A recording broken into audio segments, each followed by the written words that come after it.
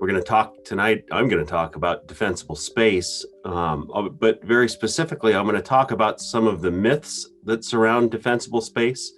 In a lot of ways, these are the frequently asked questions, the commonly asked questions that we respond to in the fire service, where we see that the community needs a little extra help understanding the issues that they're actually confronted with.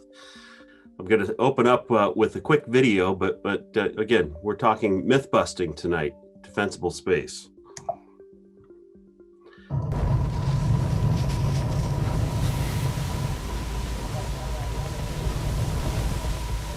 This is about 2 minutes. We usually don't show action videos, but I want you to watch what happens here and listen to what the firefighters have to say.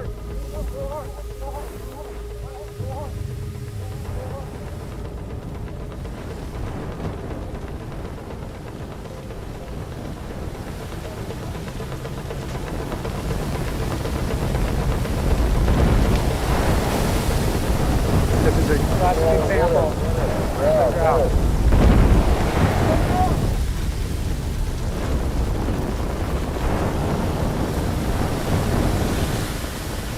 Right now, we're just going to go ahead and just let this thing burn itself out right in here and try and keep it in check to right here so everybody else in this area can stay safe. Keep backing up. Keep backing up.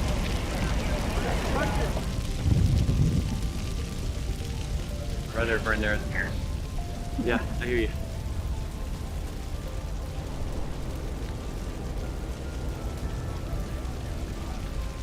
If you ever need me to move, just move me out of the way. You're doing good. You're doing really good.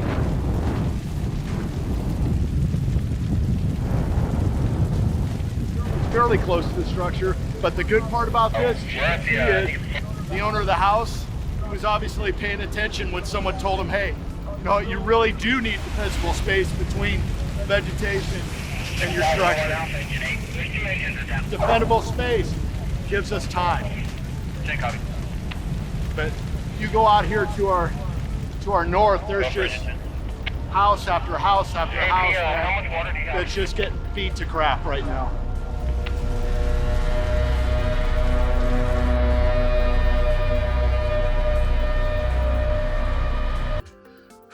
So I love that video for a number of reasons. One, if that fire captain, if I ever meet him, I'm going to buy him a beer. He had the wherewithal to talk to a reporter in the middle of the thick of it, fighting a fire in Riverside County, to talk to the reporter about defensible space and the importance of it. But as you watch that video, you may not have seen that it touches on several of the myths that we're going to bust tonight. Not so much what the firefighter said, but what was happening in and around the space around that house. So you probably picked up on the fact that was not Marin County. I don't want you to look at that video and think that the space around that house is what we're asking homeowners to create in this landscape. That might have been it is an appropriate landscape for the desert area where that film was taken. But it opens up this question that we get all the time. The feeling among a lot of people that I need to remove all of the vegetation around my house to create defensible space. Nothing could be farther from the truth. In that video, you saw a house that had 30 feet of bare dirt around it. That may be what's necessary in certain places, in the desert where there are 10-foot tall walls of manzanita or mesquite growing. In Marin County, in most of Northern California, most of the Western US, a beautiful, lush green landscape, the kind of landscaping you see in Better Homes and Garden, is exactly what we want to see. That is a defensible space. So there's absolutely no truth to the myth that we need to we need to remove all vegetation from the space around our homes. We need to think carefully about the vegetation around our homes. We need to focus on things like maintenance. We need to focus on careful plant selection and the landscaping itself. We're going to touch on that. Another myth we hear all the time: defensible space is all about the types of vegetation. I think of a wood shingled house. That vegetation absolutely needs to go. There's no doubt about it. That's a poor choice in vegetation. But that's not all that defensible space is. The choice in vegetation is one small aspect of creating defensible space. We like to think, this is the one sidebar I'm going to do here because it's directly related. We like to think of the concept of firescaping. This is when we combine landscaping and hardscaping to create a space around our house. Defensible space is not just about the plants. It's about the design. It's about the way you maintain that landscape. It's about the features that you build into your landscape, the permanent features, not just the plants. This is a great photograph just 2 years ago at the Kincaid Fire in Sonoma County, showing very clearly how a landscaping feature, in this case a retaining wall, is helping direct heat away from the house. If you look closely, you'll see that there's a firefighter there protecting the house. That's going to come up again and again during today's presentation. We hear from people all the time that defensible space, creating defensible space, improving their landscaping is gonna ruin their landscaping. They don't want to see the change in their landscaping. This, I suspect that the person whose home this is in our audience tonight. One of the best examples we've seen of a transformation in a yard. Here's the before photo. Here's the after photo. Same photo, same angle. The issues that this homeowner were confronted with were an old wooden staircase that was attached to the house, several inches of bark mulch, a bamboo hedge towards the back of the house and along the side of the house, a dead tree in the yard, and frankly, some areas that weren't landscaped, weren't particularly attractive, which changed to this: attractive use of succulents, use of decorative gravel within 5 feet of the structure. In my yard, I will be safe. Again, we're not asking anybody to clear all of the vegetation in their yard, but we want people to know that a defensible space, again, not just about the landscaping or the vegetation in your yard, the landscaping features, the other features, the combustible materials in your yard can have just as big an impact on whether your home's going to survive. In this case, a fence. We've talked at length about the importance of protecting fences, making sure that fences are not attached to your structure. This is a great example of a yard that has fantastic defensible space in most senses, but that fence carried the fire directly to the home. This is probably the big one, the mother of all myths. My neighbor's tree is an extreme fire hazard. I have an inbox full of messages that say just that. People write to us, they call us, they're concerned about their neighbor's tree, oftentimes concerned about their own trees. We want people to look down, not necessarily up, when they're thinking about their defensible space. This is a photograph of the Scripps Ranch community in Southern California. This is a neighborhood that was surrounded by eucalyptus trees. Every home had trees in their side yard, their front yard, and their backyard, and every tree survived. None of the homes survived. This gets to the point we make often, that your homes are most vulnerable to embers. We'll touch on that again in a minute. But I want you to focus on the trees. Again, these are eucalyptus trees. These are a tree that we're concerned about because of the potential fire hazard, because of what falls out of them, because of the dead vegetation that builds up around the base of them. Believe it or not, these eucalyptus trees were very well maintained. They helped keep the fire out of the treetops, the maintenance work that had been done. And what we had was essentially a fuel break around the community that kept the wildfire from burning directly into the community, but it does nothing to stop the embers. And the homes were vulnerable to the embers that landed on them. Our next myth: if the fire department just forced everyone to create defensible space, we'd all be safe. It's not the case. The fire department does have some ability to enforce the defensible space codes. There are laws related to defensible space and the maintenance of your landscape. That's how I'm going to close up tonight, talking about those laws. But I want people to understand that the law does not prescribe a perfect defensible space around homes. In fact, many of the things that you need to do to maintain a defensible space, Zone 0, which we covered in last month's webinar, the fence that I just showed you burning, the landscaping features that are critical to maintaining a defensible space, are not required by law.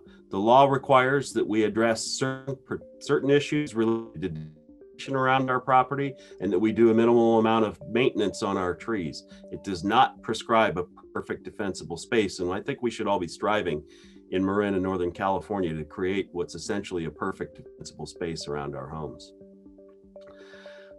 Bonnie is going to touch on this in detail, but I think it's important to note that defensible space is not harmful to the environment, although there is a myth floating around that creating defensible space creates harm to animals, plants, insects, and the landscape.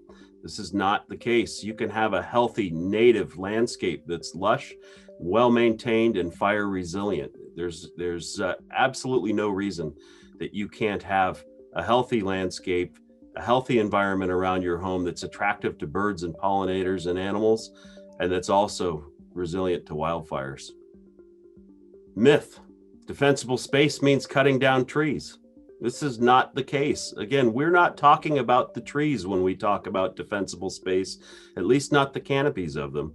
We want you to look towards the ground. We want you to look at the space around those trees. We want you to maintain a healthy natural forest around your property. This is an example of a restoration that's occurring in Marin County around a community that's adjacent to a large area of open space. This is a community that was losing their native oak woodlands to invasive species like French broom, Scotch broom, and acacia. By restoring the meadow that normally had surrounded these oak trees, they're restoring the health of the native oak forest, and they're improving their fire resiliency. Defensible space and a healthy forest are not mutually exclusive. This is a big one, drifting a little bit away from defensible space, but I promise I'll tie it back in. I only need to worry about defensible space on red flag days, or I only need to worry about wildfires on red flag days. And this is absolutely not the case. You need to worry about your defensible space, your home safety, and your family safety at all times during the fire season, which is in many cases essentially year-round now. I want to show you a video now of a wildfire burning outside of the red flag conditions that we've warned you about so much.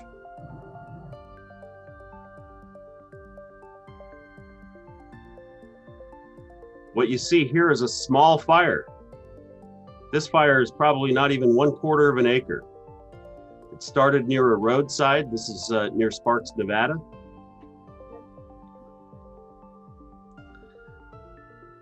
There's no wind. This is not a red flag day. This is an average day in the summer, similar to the weather conditions we see almost every day in Marin in the summer. I've been told that 8 homes were destroyed by this 1/4 acre fire. And there was one element, maybe 2 elements missing from this community. There was no defensible space. This is about a 15-minute video. Some fantastic lessons to be learned from watching the whole video. But what's absolutely apparent is that these homes did not have even the minimal defensible space. They had not cut their grass, the annual grasses that dry each summer. Those grasses grew directly underneath the back porches of these homes, and 8 people lost their homes because of it.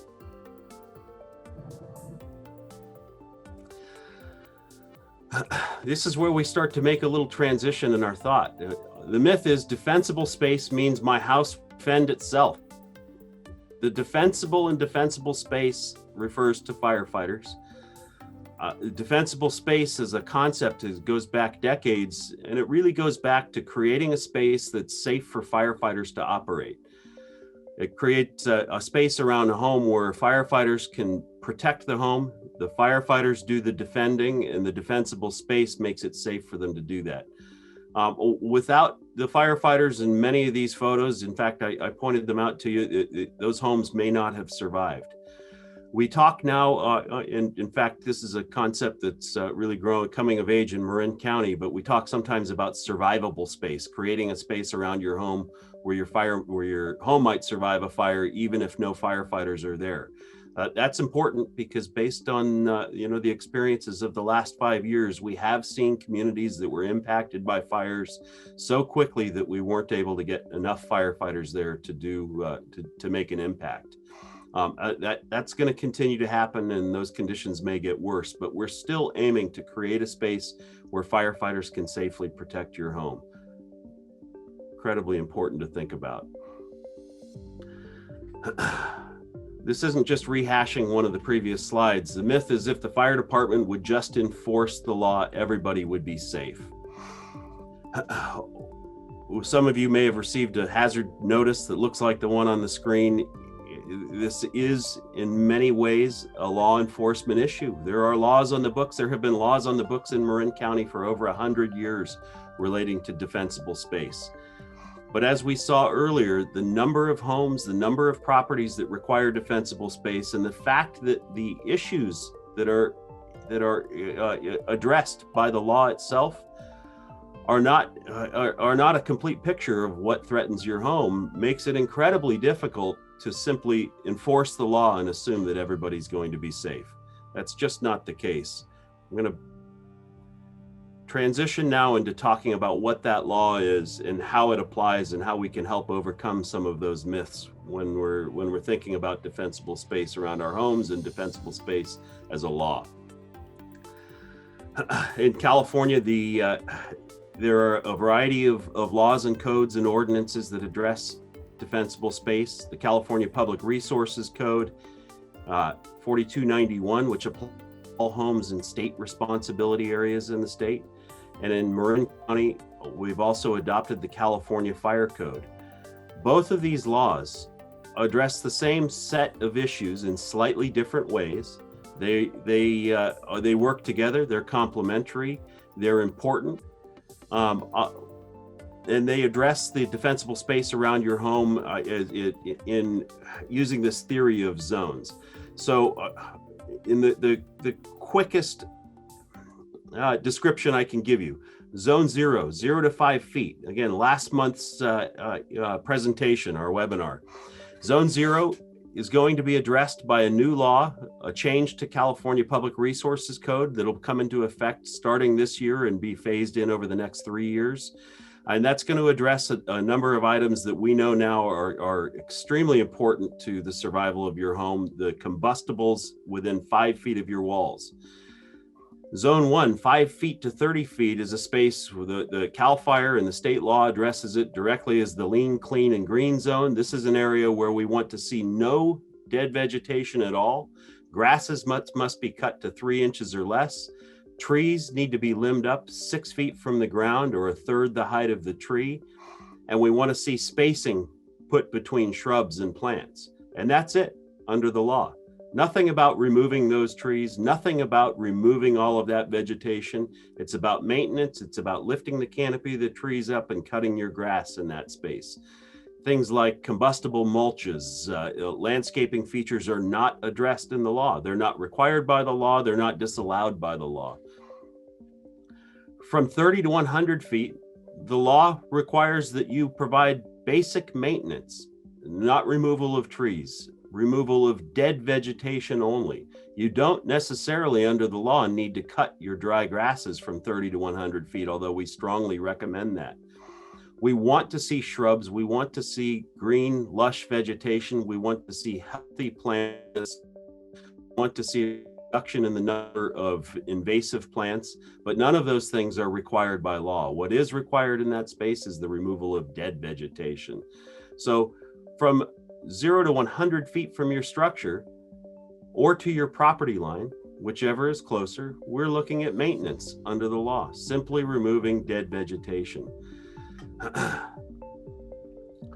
When we look at this in relation to how homes actually ignite, I'm going to close with this. It's a reminder that 60 to 90% of homes lost during wildfires ignite from the embers that land on them or within 5 feet of them.